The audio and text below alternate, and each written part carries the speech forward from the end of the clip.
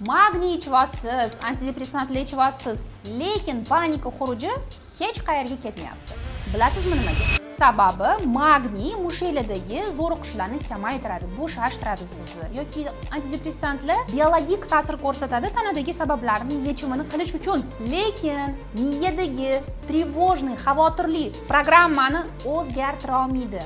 Buni faqatgina psixoterapiya qiladi. Agar sizda nevroz, tashvishli buzilish, panika xurujlari bo'lsa, tanangizda haddan tashqari yuqori reaksiya va yuqori sezuvchanlik bor. Har safar qayta va qayta o'sha programma ishga tushib ketadi, xavotirli programma.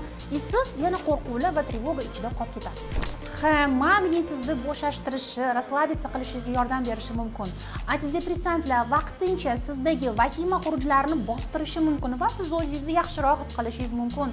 Lekin to'liq yechim faqatgina miyadagi trevojniy, xavotirli programmani, fikrlashni o'zgartirganingizdagina keladi. Bu psixoterapiyada qilinadi va 1 oylik terapiya kursimda to'liq mana shu panika xurujlari va tashvishli buzilishni psixoterapiyasini kiritganman. O'shaning uchun ham bitta banachkadagi magniy yoki bitta pachka antidepressantlar bilan sizning muammongiz hal bo'lmaydi.